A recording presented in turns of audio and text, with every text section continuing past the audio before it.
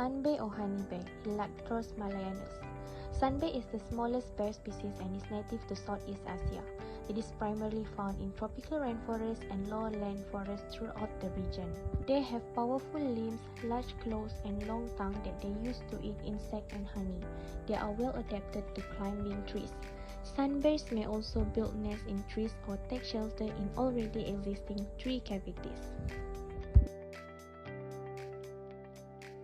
The natural range of sunbears spans across Southeast Asia, including countries such as Malaysia, Indonesia, Thailand, Myanmar, Cambodia, Laos, and Vietnam. However, their population are at risk due to habitat loss and other human-induced pressures, highlighting the importance of conservation efforts to safeguard their future. The social structure of sunbear. Sunbears are primarily solitary animals, meaning they spend the majority of their lives alone rather than in social groups or pairs. They do not exhibit strong social bonds with other bears, and each individual sunbear establishes and defends its own territory. Their territorial behavior is sunbears mark and defend their territories as well to establish their exclusive foraging and breeding areas. They use scent markings, claw marks on trees, vocalization, and other behaviors to communicate and demarcate their territories. These territorial boundaries help minimize competition with other bears for resources. Lastly, each sunbear has its own home range, which is the area it occupies and utilizes for its daily activities, including foraging, mating, and resting. The size of sunbear's home range can vary depending on factors such as food availability, habitat quality, and sex of the bear. The home range of males are typically larger than those of females. Sunbear have diverse feeding behavior influenced by their natural diet and habitat. As omnivores, sunbear eat both plants and animals. Thus, Lokawi offers a variety of fruit as well as a small quantity of both protein and carbohydrates for their sunbear. Sunbear have long tongues that are specially adapted for their feeding behavior. Their tongues are flexible and can extend up to 25 centimeters. Their long tongues are particularly useful for accessing honey from beehives and other tight spaces. Next, sunbear are nocturnal, which means they are most active during the night. They have excellent night vision, which aids in their foraging activities and help them avoid predator.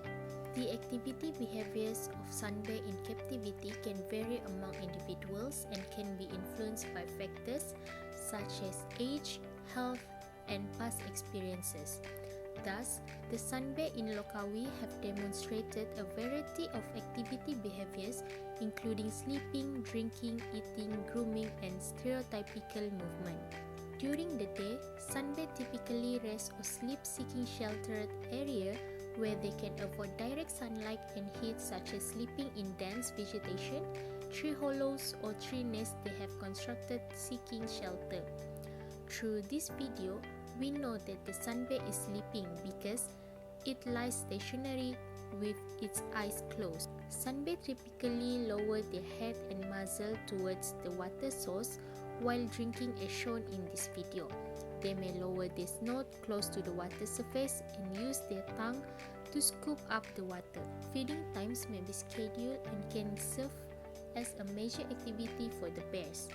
In this video, we can see their feeding behavior where the sunbear insert the food in their mouth and ingest it. While eating, the sunbear typically chew their food slowly before swallowing.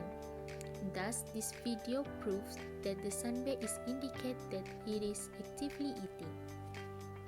Grooming serves multiple purposes, including maintaining cleanliness, removing parasites, and reinforcing social bonds. In this video, sunbear use its tongue to groom themselves by licking their fur, particularly the area that are accessible to their tongue. As we can see in this video, there is one sunbear who shows stereotypic behavior. This behavior often involves repetitive movement such as pacing, rocking, or head bobbing, and they are typically displayed in a consistent pattern or path.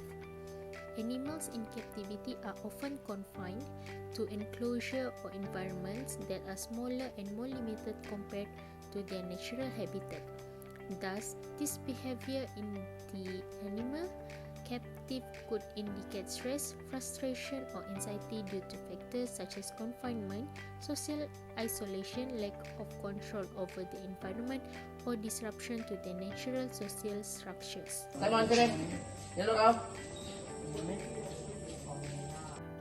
Cognitive abilities of sun bears. When we see zookeepers call the sun bear's name in the zoo, it seems like the sun bears can remember their names. However, sun bears don't have the same ability to understand or remember human names as we do. Sun bears have been seen to learn from their mistakes and remember what they did in the past. They can be trained with positive reinforcement, which shows that they can learn by making connections. This training helps people communicate with the bears and make it easier for the caretakers to manage and care for them. Sun bears' interaction with others based on competition for resources. Sun bears might have to fight with other animals for food and a place to live. Fruits, insects, and plants are all part of their diet. In places where their range connect with other animals, like the Malaysian tapir, they may compete for sources of food, like fruit trees. Sun bears also have mutualistic relationships with others. Certain species have mutually beneficial relationships with sun bears. One example is their relationship with fig trees. Sun bears play a vital part in fig trees' seed dispersal. They eat the figs and then secrete the undigested seeds, leading to seed dispersal and the growth and regeneration of fig trees populations. Now, we will look at the sun bear's reproductive biology. When looking for a mate, sun bears most likely use vocalizations and scent. When a female bear is ready to mate, she will vocalize, and if a male bear replies, a brief sexual session will occur before both bears go their separate ways. These bears exhibit courtship rituals such as hugging, fighting, and head bobbing with their partner. Gestation usually lasts around 95 to 174 days, and they may be able to postpone implantation. Females build their nests on the ground in leafy vegetation or in hollow logs. The mating season of the sun bear does not follow a predictable pattern like that of most other species. The sun bear may reproduce all year due to Southeast Asia's consistent yearly climate. In a particular reproductive cycle, a mother sun bear has between 1 and 2 cubs, with 1 being the most common. A mother has had up to 3 cubs at once in a few unusual instances. Following that, here are the 3 biggest threats to the sun bear. The degradation of sun bears' native forest habitat, like that of many other species, is a primary cause of their decline, leading to more fragmented populations. Plantation development, unsustainable or illegal logging, and human-caused fires are the main risks in Borneo. Deforestation may occur to create space for coffee, oil palm, and rubber crops. Poaching, which is done to obtain bear parts, is another threat to sun bears. Sun bears are mostly killed for their gallbladders, which are used in Chinese traditional medicine, and bear paws, which are a costly delicacy. In China and Vietnam, bile is milk from living bears. This happens even though there is no evidence that they have any therapeutic benefits. A pet threat would be the last threat. Sun bears are the world's tiniest bears. Thus, their cubs are seen to be extremely adorable, and they are in high demand as pets.